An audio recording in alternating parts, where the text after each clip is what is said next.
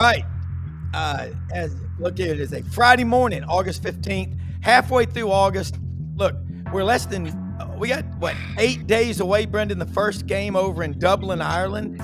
Kansas State playing over there. It's tough for me to get excited about that one. I know, but it would be fun to go to Dublin. Hey, Rob Browne in Memphis, Brenden Martin in Ocala, Florida, executive producer extraordinaire.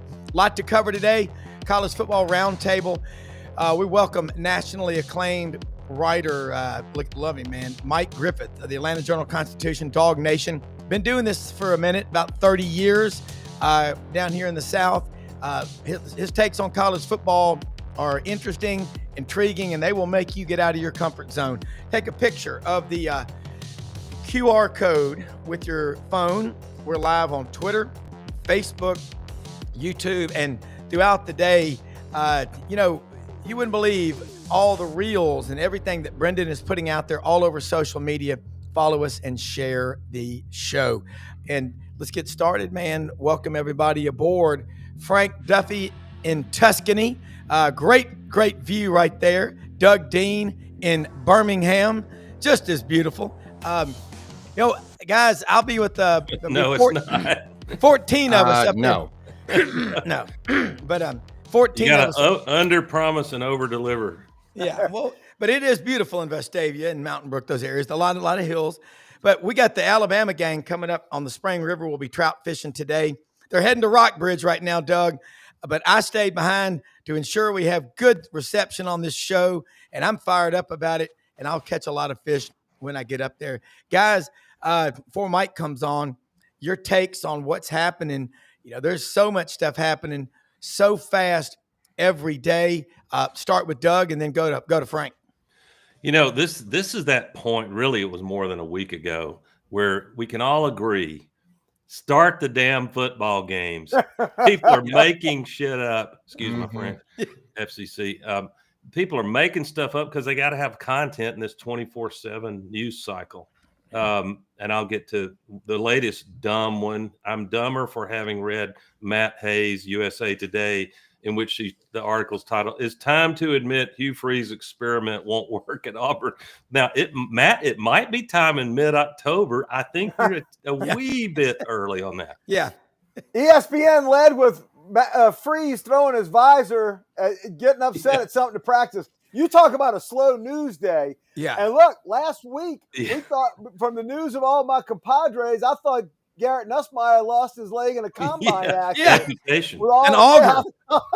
You thought he got caught in an auger, man. So, we need to get we need to get to the games. I'm ready for some reality. Well, at least it's taken the place of NIL talk a little bit. Absolutely. And Doug, if we can go the entire show with not talking on NIL and the transfer portal, I'm down. Both of you get a steamer pack of crystals on me. I owe a lot of steamer pack. But no, Doug, I'm down. I'm with you. And I tell you what, the Matt Hayes, maybe in mid-October, but wow, a coach getting mad and throwing a visor. I think, Steve Spurrier's done that before. You name me a coach.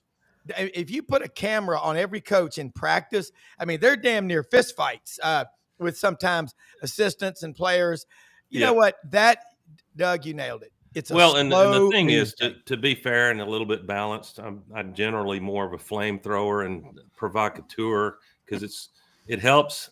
It helps clickbait, doesn't it, Rob? Matt, your guest about to join us soon is no stranger to how that works. Yeah. But honestly, sometimes Coach Freeze, to be fair, is a little bit his own worst enemy because I think he heard us all bitch and complain that all we ever hear is coach speak. And, boy, he's not doing coach speak. He talks about he lets his assistants, Kent Austin and Nix, go on and talk about, who calls the plays? And I know what they meant, but it came out like, on first down, I call the plays, Nix. On second down, Ken Austin calls the plays, and depending on third down, Freeze calls. That is nonsense. We know better. Yeah. But you can't tell the real story. It's about 8 paragraphs to talk about how that process really works, but from the booth to the sidelines. I tell people, if you really want to know if you've got anxiety about is Freeze calling plays, look for the Waffle House laminated play sheet. If that is in Freeze's hands and he's staring at it, I promise you he's calling every single play, but he's seeking input from his brain trust. Duh. And it's for some reason, Freeze's normal coach behavior is worthy of flammable articles, but the same behavior, throwing visors down in practice, if it happens in Baton Rouge, it's just not news, Duff. Well, hey, and you'll know that he's calling the plays because you can actually see where he's blacked out the old Malzahn plays off the Waffle House. Yeah. Here's an interesting thing. We on Wednesday's show, the Auburn Undercover show with Ronnie Sanders and Kevin Skarbinski and Doug, you were at the quarterback club meeting. Ronnie talked about what it was like when he had the headsets on with Terry Bowden. You'd have Terry Bowden, Rick Trickett on running plays, different people's inputs, but ultimately it was Terry Bowden that made that call. And I think, I had a young fella that I've mentored and still continue to, who was a manager at Auburn 08, 9, 10, and 11. And he said, if people could hear what is said on those headsets, it would be beyond XXX rated. And that's just the way it is. Like Hugh Freeze is working blue, the only guy. Yeah. Can you imagine Barry Switzer in the 70s in Oklahoma? Hey, look, I watched the first 20 minutes of On Any Given Saturday, the new Netflix special, and Brian Kelly dropped 10 F-bombs without even a Southern accent. Yeah. I mean, these are all adults. The humanity. These kids have heard it all. I mean, and look, if it gets my offensive line to play a little better, then he dropped an F-bomb or two and put a foot up one of them's ass, I'm okay with that. I don't have a problem with that at all. Go. Rob, you've got some high IQ people who tune into the show. We see their comments throughout. And let me give a snippet, and y'all can add to it if you want, of what really happens. And I got this mainly from a coach friend of mine who's coached at heavily at high schools, a little bit college. This is what's really happening game week in Auburn, in most every college, probably every one. On game planning, for example, Derek Nix will have the responsibility to study and prepare for first downs. Yeah. He creates a list of what's called openers. They're general and basically page one of the playbook. Because you come up down a distance, if you get the ball at your own 20 versus midfield, it's a big difference in what plays you feel comfortable calling. And that's part of game planning. He's mostly focused on runs, so some play action and RPO stuff after watching a lot of film of the opponent. Then a GA is taking notes, and some lackey is inputting the data into a computer so it can be filtered by line of scrimmage, right or left hash, time on the clock, down and distance. And you go through all these filters, and that translates into the Waffle House play sheet. Yeah. So they can quit, and speed matters. He wants to run some tempo. A lot of coaches do now. So part of what they're striving for is to get all that thinking behind them, time-consuming seconds, so that they see what's coming and they have a pretty good idea what they want to call. And then not only that, with Hugh Freeze, if he's really running RPO, guess who's really calling the play? The defense. Sure. Their alignment is sort of forcing you to go where they are not.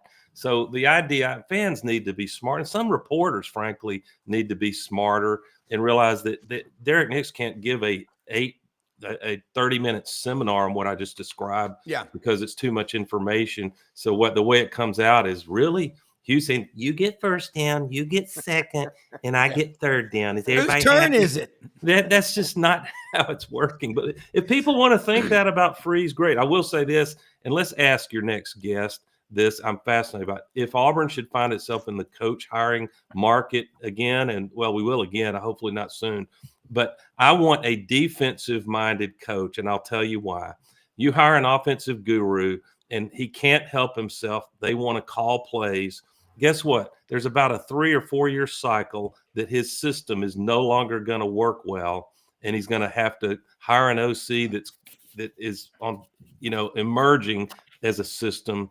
And that coach is going to be unable to let go of play calling, so it's dysfunctional. There's a reason Kirby Smart and Saban have had the kind of success they have. They're defensive. It's easier on the defensive side. Nick Saban is the greatest defensive coordinator that you could have in a and he even had defensive coordinators throughout the years at LSU and at Alabama. Well, if you go back what Ellis Johnson said about Brother Oliver, Bill Oliver, the man from Epps, Alabama. We lost him a few months ago. Loved it. I think he's the greatest defensive coordinator ever. He would stand in the backfield with the quarterbacks and study the defender's eyes, and that's how he taught. And the smarter coaches, Steve Spurrier, everyone, we know he's a great offensive, the evil genius, whatever. He's incredible, but he knew how to attack a defense because he studied both sides of the ball. Same thing with Lane Kiffin. Don't underestimate his knowledge of defense. When Monty Kiffin is your dad, you're going to learn a lot just by being around him. And I think, and I'll tell you another coach that they've locked him in, Eli Drinkwitz at Missouri. I mean, they've got more 11-win seasons since 2013 than all but Oklahoma and Alabama and Georgia in the SEC. That's more than Texas, Auburn, Florida, LSU. Say what you want. They just put $300 million into stadium improvements. They've got Brendan's right. They've got the Kroenke money from Denver back at Missouri. That's a lot of money. And I don't think they're slowing down. And they've got Ahmad Hardy, this running back that transferred from ULM, where John Hartwell just resigned. This guy, I don't know if he's going to be the impact of Cody Schrader, but he might be faster, guys. I mean, people don't pay attention to Missouri. They're out on the western flank on I-70. But Doug, you can make a pretty good case. And people forget that Kroenke brought a championship ring to the Denver Nuggets, which they had not had one before, which was not an easy thing to do. Yeah. So rebuilding and focusing on coaches and players, and I feel like that, because they're involved with Arsenal and several other things and sports entities, and he was one of the very, him and what was it? Yes Sports were the only two TV networks owned by the owner of the teams that owned their own network. So when we were Altitude Sports and Entertainment, which still was, they took over for Fox and all this. We were owned by the owner, which changed a lot of things and how reporting was done and all that stuff. But it really changed the dynamic of ownership as far as controlling media and all that kind of stuff. Very, very smart thinking, very forward thinking. This was a la 20 years ago. So now we go flash forward. The Kroenke team is not just a team. They know they know exactly what they're doing. Yeah. And I mean, Doug, Frank, Brenden, we all watch the SEC and we think of the big six, Alabama, Auburn, Florida, Georgia, Tennessee, LSU, because they're the only six that have won the SEC since 1963. Mm-hmm. Anybody want to take a stab at who you think will break that code outside of the big six? Most likely. I think Ole Miss's window was last year. I think they're going to have a trouble. Look, Texas A&M, if they ever, reach their potential, they've got a shot. But I think that six is tough to crack. I mean, the Blue Bloods. Yeah, Doug.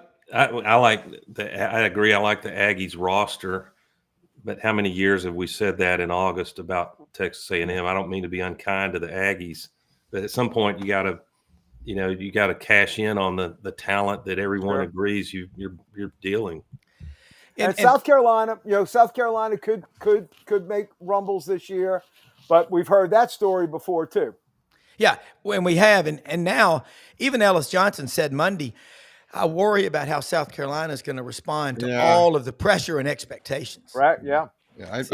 We just commented on South Carolina and A&M, and in that any given Saturday, one of the segments that was I had forgotten, but South Carolina put a beat down on the Aggies last year. Yeah. What was it? 44 to 24 or something like that. Yeah. And I'll tell you what, Doug, they hang on against us and they're in the playoff. That last second loss where that field goal went just wide. And look, I was in Williams-Brice. Yeah. That was a snake pit. Yeah. And that would have been huge for them to make the playoffs. But just like with Ole Miss, sometimes it's better. What is the old saying? It's better to be the hunter than be the hunted. And now they do have a bullseye on there. People are talking about them. So. And Beamer, if you didn't see it, it's worth pulling up in Netflix. he showed how the window in his office that overlooks Bryce Williams Stadium, and it's a cool view from the office.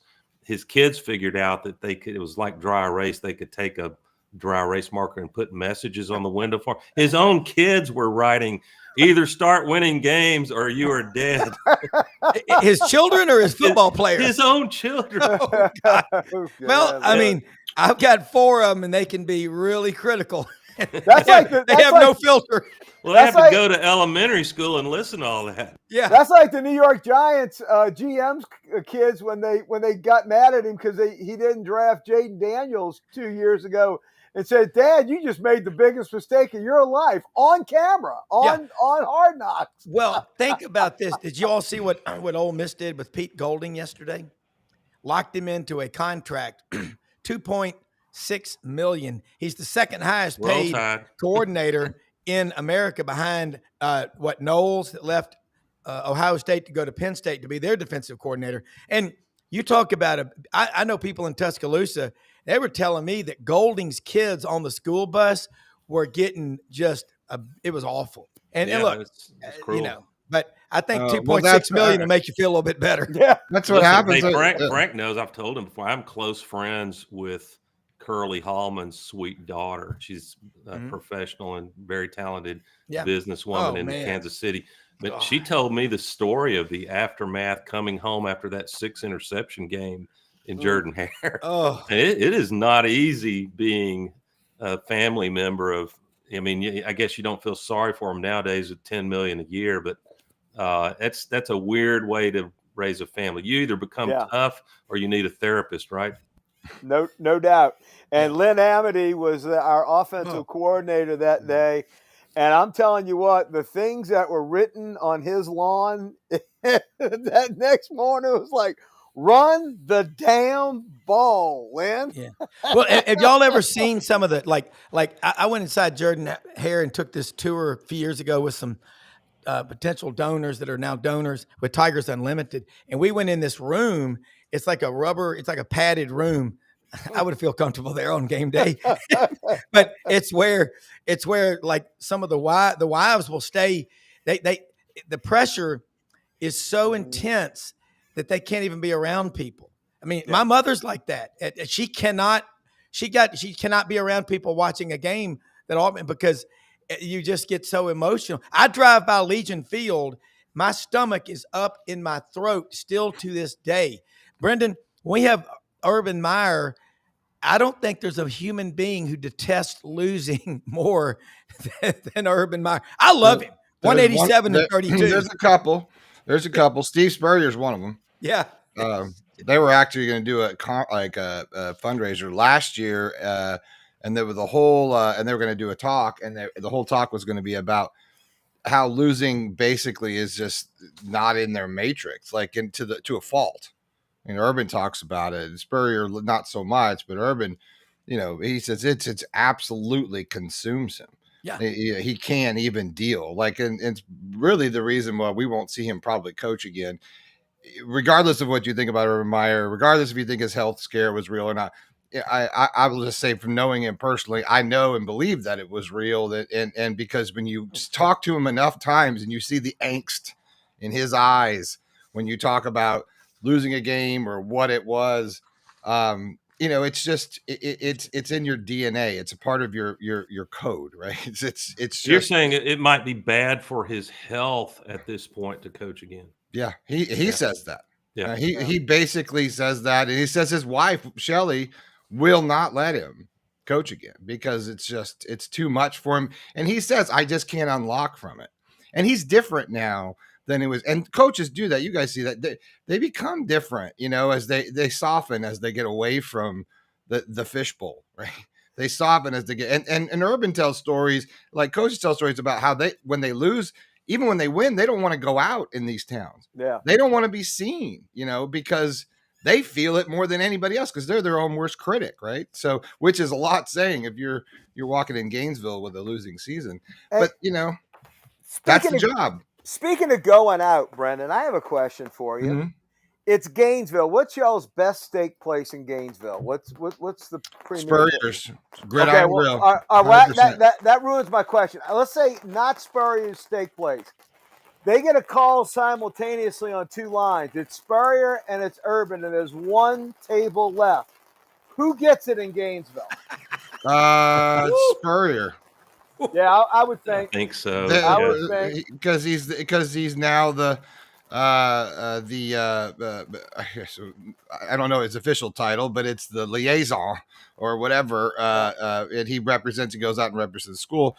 But I think Spurrier will always get a pass. Coach and player. He will always get a coach and player. Exactly right. You know what's weird? I'm sure it's talked about a great deal in Gator Nation and my buddy is writing, but easily forgotten. But I mean, I got to tip my hat to Urban Meyer in the fact that it's one thing to come in and you still feel the shadow looming over you of the great things Spurrier did, and not just the winning and the championships, SEC especially, a couple of national titles, but also he was just beloved. And I've come to really, really like Steve Spurrier. When I hear him interviewed, and everybody needs to see that show, The Believer. Yeah, just really tells a beautiful story. So, but he was still coaching, am I right, at South Carolina in the SEC when Urban was getting rolling. Well, Urban talks about playing him head to head and the pressure of winning. Yeah, I mean, that's tough. Let's bring in Mike Griffith, Atlanta Journal-Constitution, Dog Nation. Mike, sorry about the link issues here.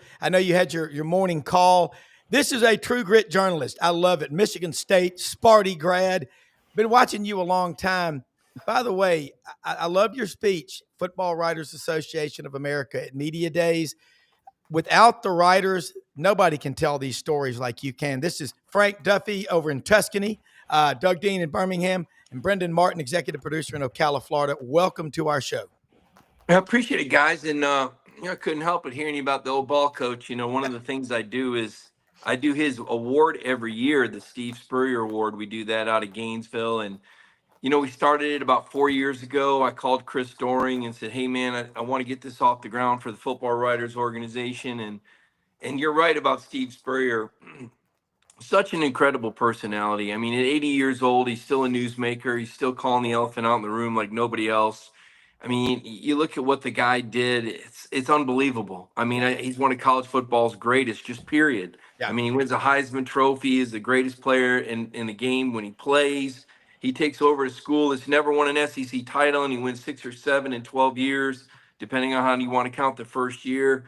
Really, the only thing the ball coach didn't do was win in Tallahassee, and I was at the Choke of the Doak, and there were a lot. I'm just going to tell you, he never said it, but I'll say it. There was a lot of suspect calls in that game that went against the Gators. It was really a lot of home cooking. They should have won that game. But, really the way he dominated rivalries, goes to South Carolina, has a winning record against Nick Saban, beats an Alabama team with South Carolina. If you want to know who the greatest coach of all time is, that's him. Now Saban's got the trophies, but when you talk about getting the most with your talent, Spurrier didn't have 14 out of 16 number one recruiting classes. Yeah. He beats Nick Saban at Alabama with a number one team at South Carolina. And he got a winning record. He also pounded him pretty good when Saban was at LSU. People in the Nick Saban fan club hate to be reminded that Spurrier kicked his ass a couple times. But what a great coach and what a great era for Florida football, right? Yeah. Well,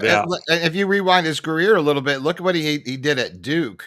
And the chance he took to go to Duke, people don't get that. Like he went to Duke. Everyone's like, dude, it's suicide. You can't go. You can't win at Duke. You can't do anything there. And like he goes and wins at Duke, and not only wins but dominates. Like that's coaching. And I mean, you look at great coaches, you'll see that step before, right, guys? But like Spurrier, I mean, he had nobody like. Let's go play football and let's go win. I don't care who it is. And he just doesn't, gets less about personnel and more about, we got to win. That's just, it's a sense of urgency, Mike. Mm-hmm. Mike, looking at the SEC, and I want Doug and Frank, I know we've got a list of questions. We all do. This is great having you on. I got my top 6 in no order: Georgia, Texas, Alabama, Florida, A&M, and Oklahoma. And that didn't even include LSU, South Carolina, Auburn, Tennessee, Ole Miss, and then Missouri.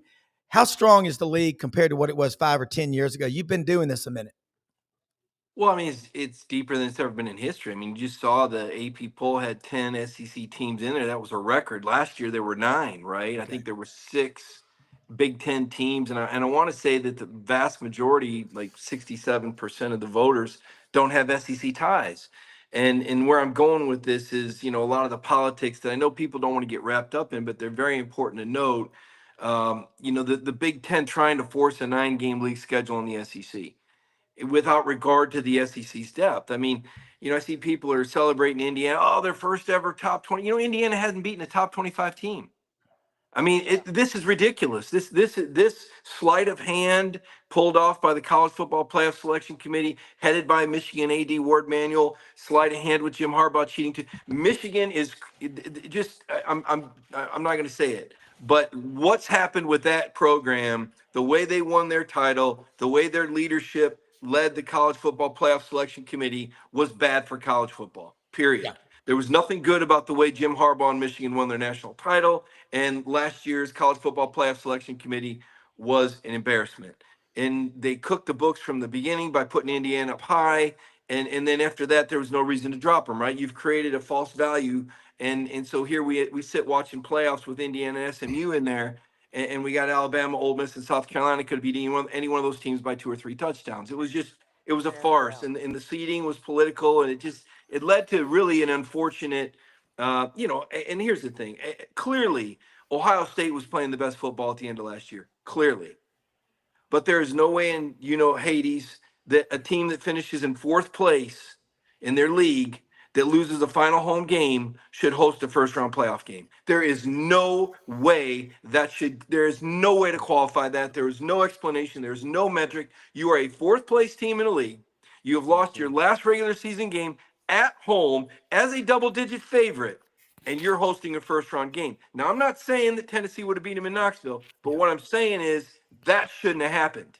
And so you kind of picked a scab off this morning, but the reason I continue to complain about it and carp about it is people need to learn from it, right? Accountability is the first thing, and I'm holding these people accountable for that dark mark in our college football playoff history. 2, they got to change their behavior. They're not going to change their behavior unless they're reminded and they're called out and they're held accountable again and again and again. Doug? Yeah.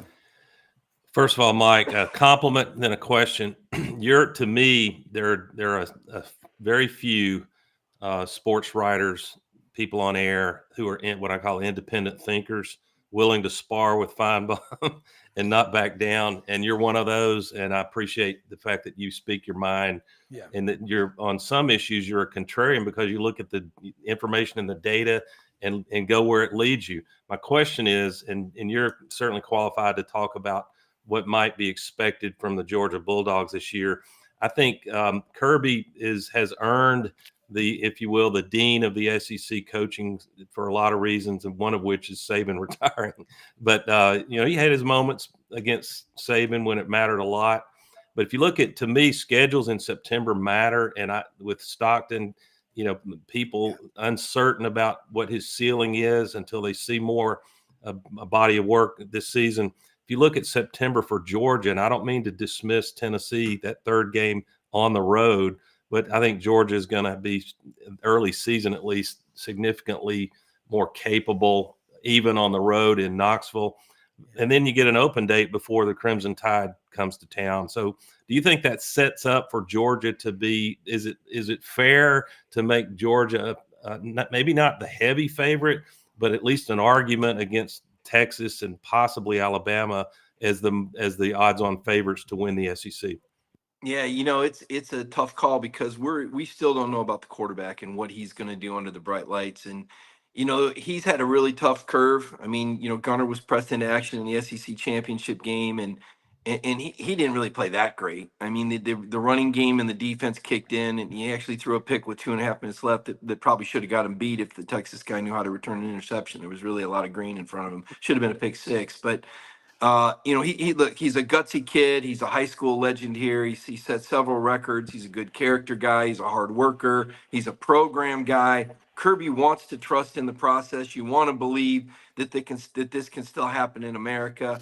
And you talk about Carson Beck. Well, Carson Beck's a first-round talent. Carson Beck's an NFL quarterback. Gunner's not. Okay, he's just not. He's not as tall. The release isn't as fast. The passes aren't as accurate.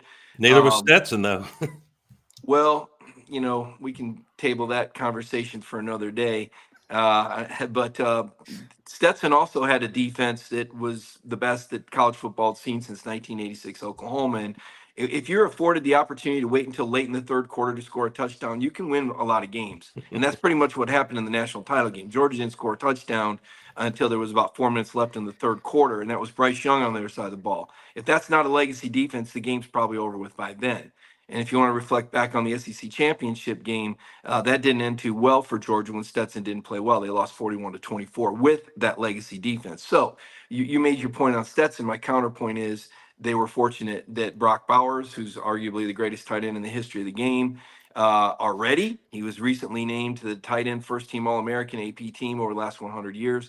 He's already been named the best tight end in the NFL in his first season with 3 crappy quarterbacks on a bad team. I mean, the guy was the modern day Red Grange. I mean, he was the galloping ghost of the two. And you can't even define it. And then, by the way, Ladd McConkey turned out to be pretty good too. And that guy James Cook, he just signed for $48 million. And you might see some first round guys that were on that offensive line. So listen, Stetson Bennett is finally, the lights come on and he might have a chance. He's in another perfect situation. He's got the horseshoe up his butt. Stafford with a bad backup Garoppolo, a team owner that believes in him. 3 years in, he's got another shot. This could be, and he could hit it, guys. He could hit it this year, just to be clear. But I digress. Stetson Bennett had great mobility. He could run. He was quick. He was fast. Okay, the guys he was throwing to, the McConkeys, the Bowers. Georgia's got good receivers and good tight ends, but I don't think Brock Bowers or McConkey's coming out that ton. They got good tailbacks, but I don't see James Cook, Kenny McIntosh for that matter. Yeah. I see pretty good talent. I see a pretty good offensive line. There's more parity now. 21 and 22 was the end of pre-NIL era. You could stockpile talent. You could keep guys that would have transferred out in year 2 and year 3. They stuck around for year 4. They didn't want to sit out a year, right? That's over. So there's more parity now. And in the SEC, there's more depth than there is in the Big. It's not a top-heavy conference. There's not a Purdue to beat 66-0. That team doesn't. Vanderbilt beat Alabama last year. My goodness. I mean, hell froze over and pigs were flying. So, I mean, things in the SEC now are very NFL-like. And so now let's go back to your question. Gunnar Stockton is a good college quarterback. But how many quarterbacks in the SEC are better, number one? And what does he do really well? I mean, he throws a pretty accurate ball. His release is okay. He's got some mobility. So here's the question. When you play Alabama and you play Texas, the 2 teams that can go toe-to-toe with talent, and it comes down to that quarterback, that's what we don't know. Now, Tennessee has a pretty salty defense, and Josh Heupel's there for a reason. So he's not a bad coach. He's beaten Alabama and Florida 2 out of the last 3 years. I mean, that's, you're like, wait a minute, Tennessee, they're just not, they've beaten Alabama and Florida. I'm going to repeat that. Tennessee has beaten Alabama and Florida 2 out of the last 3 years.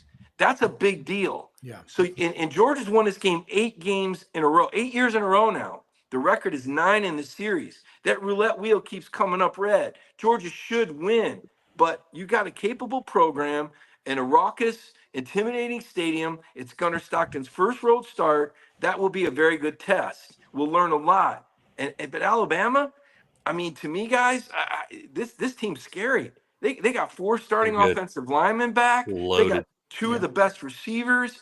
I think their quarterback room is better than Georgia's quarterback room. I don't think their defense is as good. Kalen DeBoer is a fantastic coach.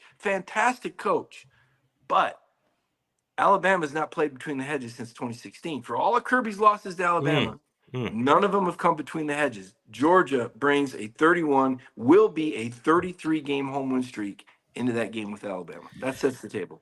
Frank, I wish Mike would be more forthcoming. I love that, Mike. You are making people get out of their comfort zone. You will definitely be back if you'll come back with us. And Frank, jump in here from Tuscany. This is great stuff. I absolutely love it.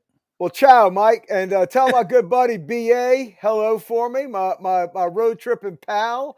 I took Brandon and Brian Hoyt and a few other good dogs down to Baton Rouge, and 2018 in my RV for the game when Joe Burrow was in his first year at LSU. Had a great time. By the way, we all should be so lucky at having a down year and having an SEC championship under our belt. That's what Kirby has basically put together in Athens. I have to ask you, we all know the bread and butter of Georgia's strength and their power is their defense. Mm-hmm. Where do you see the depth of this defense? And how do you see it playing out, to your point about having to go play the hobnail boot game up in Knoxville, Tennessee? We just stepped you. Yeah. How do those silver britches go up there? And how do you see the defense playing early, which we all know most defenses play really well early? How do you see Georgia's defense and their depth going into this year? Yeah, it's probably the best. I think it's their best defense since 2022. And again, Jalen Carter, my gosh, he was in Ndamukong Suh of the last 15 years. He was just probably should have been on this all-time All-American team, even though I know that there were some other issues. But the guy is just unbelievable. And now he's the best defensive tackle in the NFL. So when I say that, remember what I said earlier, that was the end of the pre-NIL teams that could be stockpiled. This is as good as it can get in today's era. And remember, they lost an edge, Damon Wilson, to Missouri. They could be even better if had they not lost that guy. I think they're really good. I think KJ Bolden, I love this guy at safety, such a playmaker. He came in as a freshman impact player. They're 3 deep. They got 3 NFL cornerbacks for 2 spots. They can play one at the nickel. Go ahead, go dime on them. They're built for Tennessee. Josh is so good with the hurry up offense. Kirby's the best with the hurry up defense. You've seen that Tennessee hasn't been able to out scheme Georgia with that.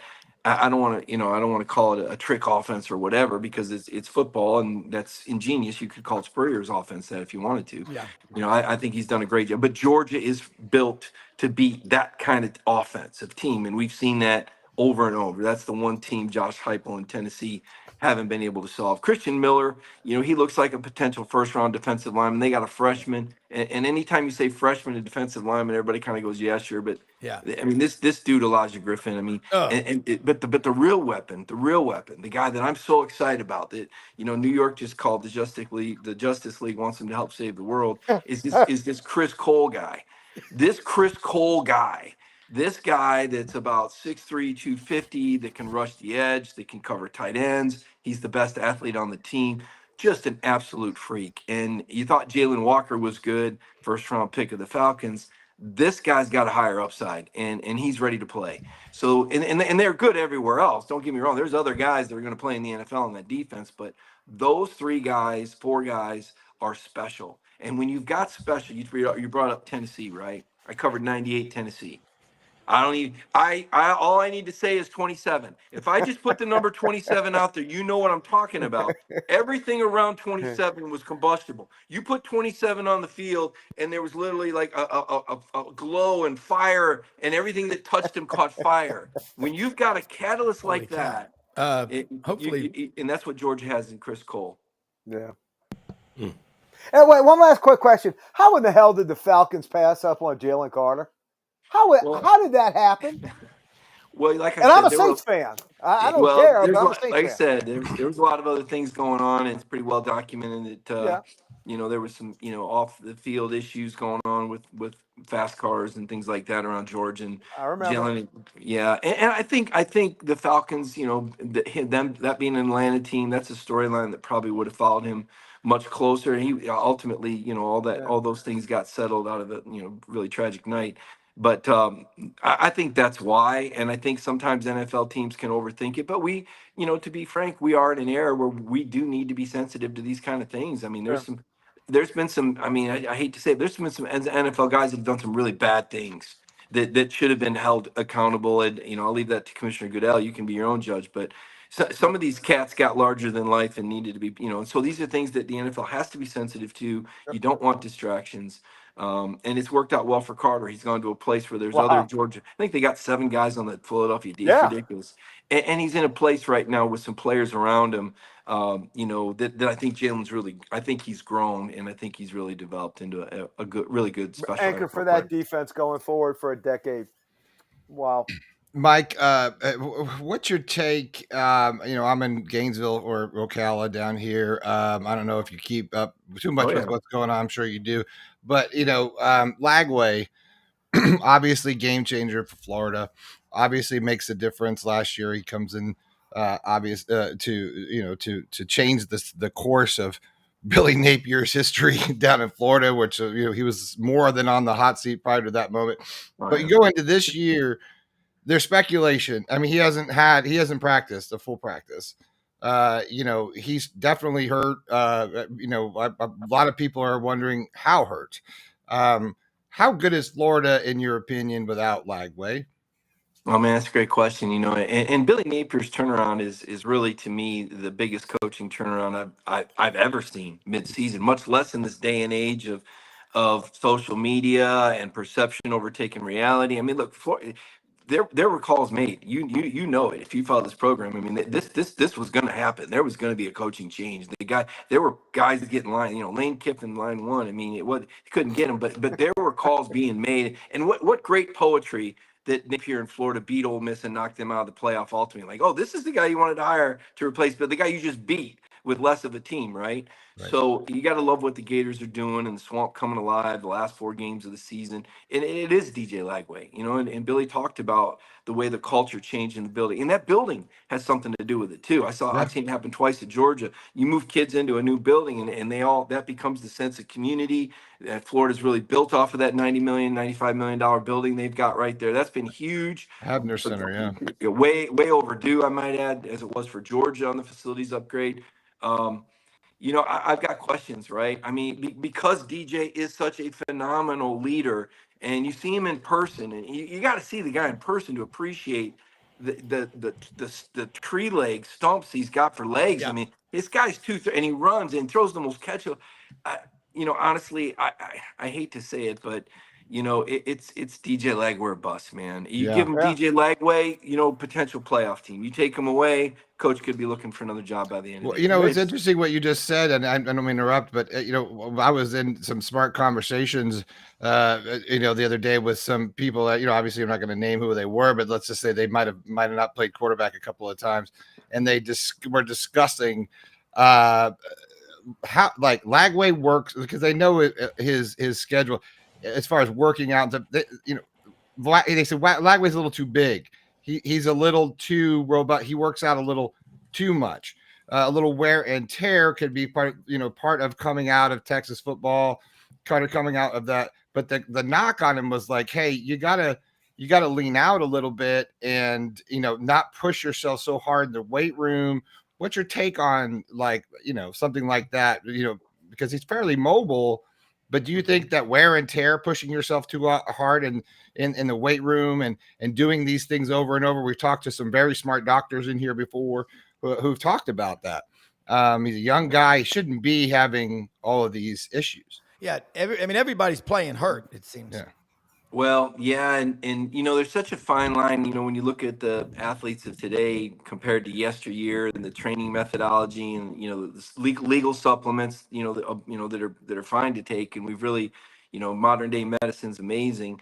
You hate to see a kid punished for working too hard, but to your point, I mean, Texas high school football is big business, and it didn't get any bigger than where DJ came from. I mean, he was a hell of a player at I believe the highest level in Texas football, if I'm not mistaken. He was playing 6A, one of the largest classifications out there. So, and the other part that I think complicates it is that, and I don't know if this is the case for DJ, so I don't want to speak out of turn, but a lot of these guys kind of have their own team now. When you know that a guy is going to be like Carson Beck, case in point, they've known from a long time ago that Carson Beck, I mean, heck, he was a Florida baseball committee. He was an Alabama football. This guy's been on the map for a long time, and you get a lot of these coaches and managers around you that want to manage your career, and then you go to college, and it used to be that okay, now you're gonna listen to these team doctors. Now you're not so fast. I've got my panel of experts back home and my trainers, and this is what they tell me to do. And I'm not saying that's what's happened with Lagway, but then there's changes, right? Even Georgia, Kirby Smart changed up his off-season conditioning program. Now this is a guy. Think about this. Right. This is a guy with 2 national titles and 3 SEC championships and 3 straight undefeated regular seasons. Spurrier and Saban, they didn't do that. Back-to-back national titles. Spurrier, Saban, they didn't do that. And he's changing things up. As Kirby says, if it ain't broke, find a way to fix it. Because he saw that one thing. Well, we got a lot of foot injuries. Let's keep them off their feet. And they've changed it up. So there's a lot of different ways. The reason I'm kind of splattering all this against the wall is because there's a lot of possibilities for what's happened with DJ Lagway. Yeah. At the end of the day, though, the one thing I think we would all agree is we can't blame this kid, because he's only doing whatever he's being told to do. He's doing it 100 or 110, as you hear these coaches. So I think the world of DJ Lagway. I think the way he changed the culture. I think the confidence that his teammates have. This is special. Every team doesn't have this. This doesn't happen every year. It doesn't happen every 10 years. When you get a guy that can affect the team like DJ, that can lead, and as Billy Napier said last year, that can change the culture in a building, right? And so I'm gonna transition here. Is Arch Manning going to be able to do that at Texas? That's my question. I know Arch can throw it. I know he throws the ball. I see the video and I hear music playing. I mean, this is beautiful. This band's playing. Beautiful. This is art. We need to put this guy in a museum. He's incredible. He was bred for this. I mean, it's literally, this is beautiful. But does it translate? Can it get Texas? I mean, Colin Cowherd, he's so great with the hot takes. He's right. USC and Cowboy. These guys how did Georgia beat toughness? They're tough. They punched him in the nose. Texas wanted to make sure the Lamborghini was parked safely in the parking lot. Georgia came to win a game. Can the Texas culture change?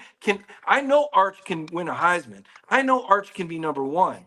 But can he change a culture? And that's the other, to me, we got Florida mystery team, boom or bust, right? We got Georgia, the standard. Can they maintain? We got LSU. Can Brian Kelly get it done? What's the latest injury with Nussmeier? What bad luck is going to hit the Tigers next, right? You got Alabama. Can DeBoer get it done his way? Everybody's having fun and high-fiving, right? And now we have Texas. And can Arch Manning, not Sark, because Sark's proven he can't be enough of a difference maker. Does he have the catalyst on the team? And now I don't say that lightly. Very few coaches can do it without it. Kirby's one of them, Saban obviously, Dabo as well. But can Arch Manning be that? Because that's on his shoulder. Let's just have Arch solve this whole tariff trade deficit too, because there is so much pressure on this guy. It's unbelievable. Mike, you're on a roll. Look, if we can zoom out and look at the entire SEC, I read this week that the nightmare scenario, the more I study it, I'm not so sure this is a year it's impossible. The nightmare would go related to the 12-team playoff, that there's not a dominant team. There can be one dominant team that wins the SEC, so they're in, and they get a bye. But what if you have there's not a team with fewer than 3 regular season losses? And you look at, to me, Alabama's loaded, LSU's loaded for Bear. They've got the most experienced returning QB. We already talked about Georgia and Texas. Somebody can throw a fifth in if they want, fifth or sixth. But there are also other teams that look equipped this year to beat all 4 of those big dogs that have loaded rosters. And you don't see but a couple or 3 proven, experienced quarterbacks, and I really don't count Arch Manning in that, even though I expect a big year from Arch. So what's the committee going to do if you've got only 1, 2, or fewer loss regular season SEC teams? Yeah, and let me tell you, that scenario gets a lot worse if Clemson beats LSU, Ohio State beats Texas, and Florida State or Wisconsin upset Alabama, because now all of a sudden you've got transitive properties working against you. That's what kept Georgia out a couple of years ago. Alabama, ironically enough, not just beat them in the SEC championship game, but lost to Texas at home by 10 points earlier in the year, and that transitive property counted Georgia out. So that's how a program that had won 29 straight games and lost 1 game by 3 points didn't make the playoff. Was that non-conference loss Alabama had at home to Texas by 10 points.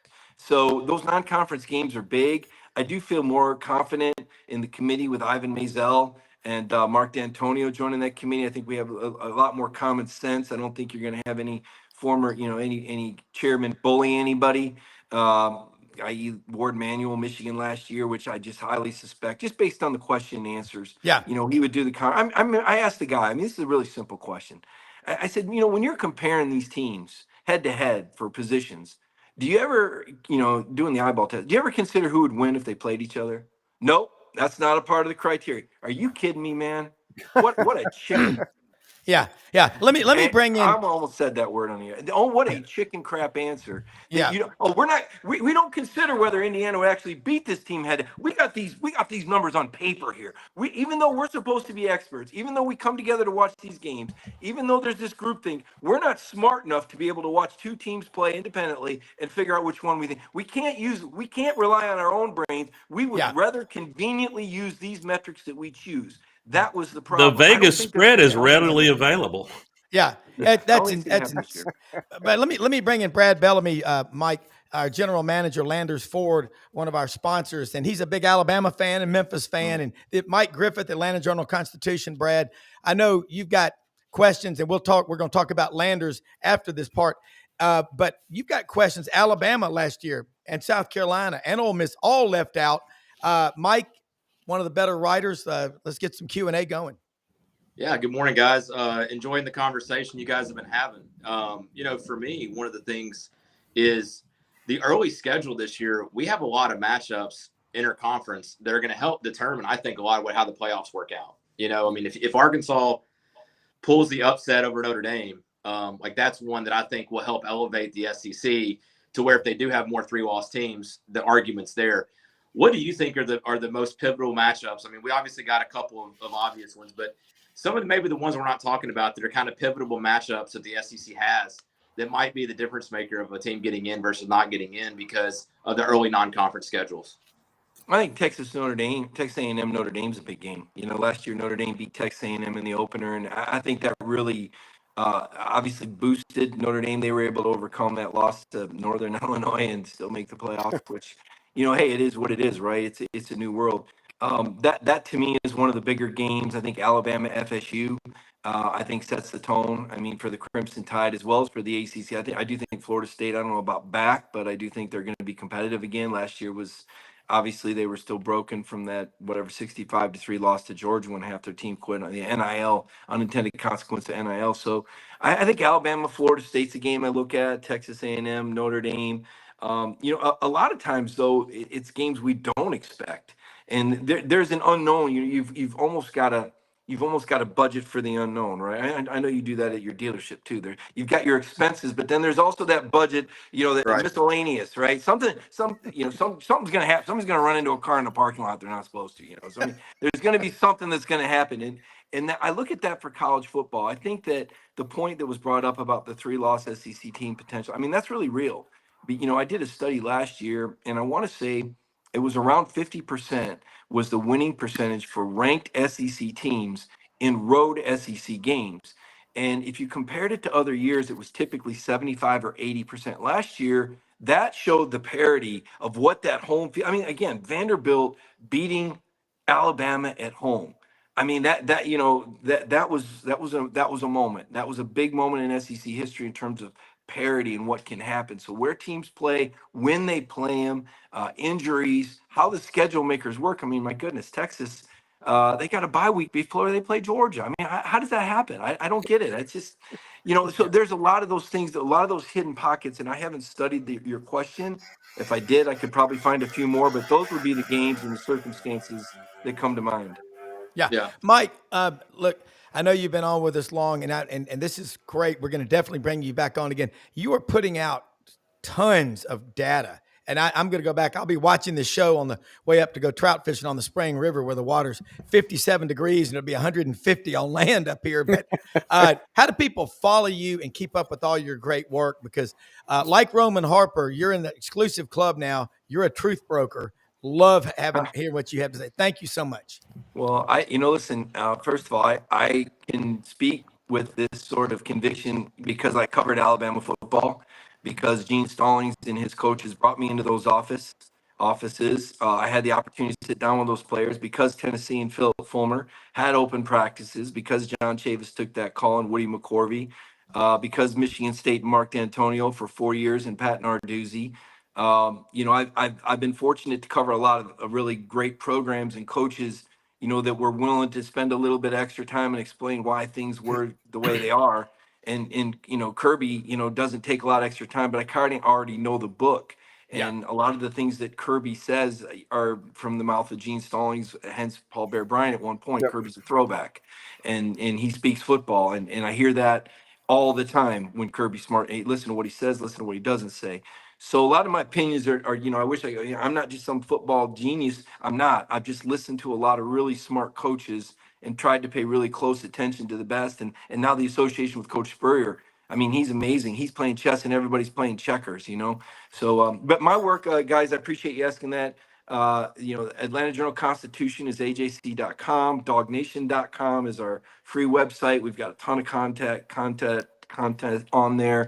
Did a story this morning on how Kirby in Georgia are coming up with their own hype in lieu of not having it. They don't play an exciting opener like Texas. They don't have Arch Manning like Texas. So Kirby ingeniously has come up with his own hype machine with this fire, passion, and energy mantra that's like an everyday thing. On Twitter, it's at Mike Griffith 32 though, and enjoy doing the show. It's a really cool format you guys have going here, and really appreciate it, Rob. Thanks for the time. You are awesome. Always welcome back. Jim Jaggers, the best weatherman in Memphis, was a Michigan State grad forever. You are a great Spartan, but talk to you soon. Thank you. All right, thanks, guys. Go Green. Tell Brandon hi.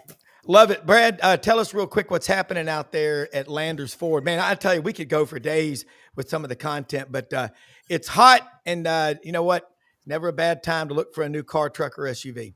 Well, especially because we got all these Expeditions and Explorers back from the golf tournament last weekend, guys. So we got X-Plan pricing on all of our Explorers and Expeditions that were part of the PGA Tour event in Memphis last week. They're all here, ready to go.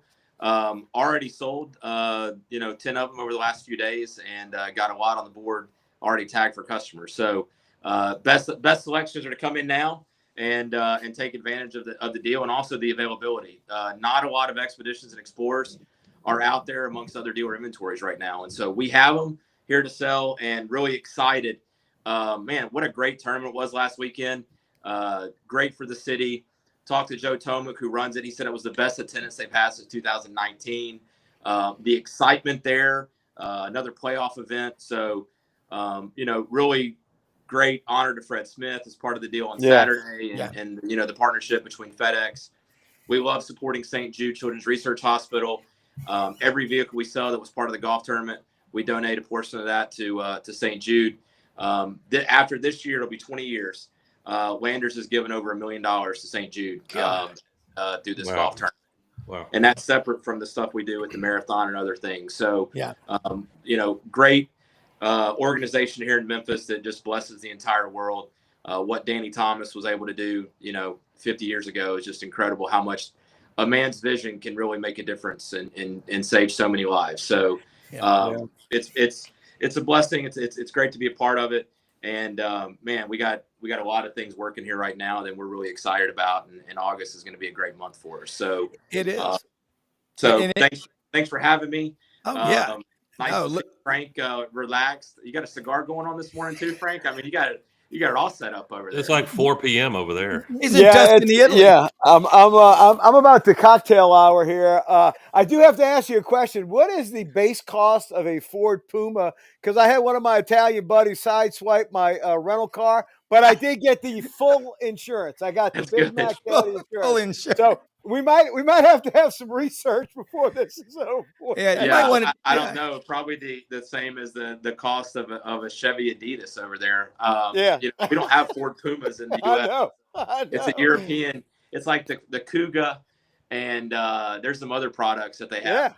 The old Mercury Cougars running around here. That's crazy. And hey, look, Brad and Doug and Frank and Brendan, this has been an unbelievable show. I mean, it really is. And you know what, Doug? It'll make you a better golfer if you go get you one of those Landers Fords. I'm going to be talking to Brad. I'll ride off from the corporate jungle at the end of this year, and I need to look good in a Ford truck, Brad. I agree, man. Get you taken care of. Guys, have y'all watched the SEC documentary yet on Netflix? A lot of it. Rob, have you seen any of it yet? I have not. I've seen excerpts. Okay. I'm going to watch it all this next week. So I started watching it over this past week. A couple of years ago, Clark Lee came and spoke at the Touchdown Club. Yeah. They actually have a snippet of the Memphis Touchdown Club football he received in the documentary. There you go. Oh, wow. That's cool. Yeah. By the way, expletive warning when you watch that show. Yeah, For sure.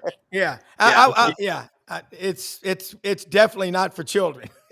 Yeah, you find out real fast the coaches that like to throw out the expletives pretty frequently, and the ones that don't. So I'm a distinguished potty mouth, so it doesn't bother me. All right, hey guys, we got to wrap up. Unbelievable show. Thank you all. Hey, check out all of our sponsors: Lights Out Gummies, Hewlett and Dunn, Rumble Boxing, the great folks at Landers Ford, all of it Sidelines.Live. Among us. Have a great weekend, everybody. Thanks for watching. See you Have Monday. fun in Tuscany, Duff. You got it, buddy. enjoy it. See you guys. Appreciate it, everybody.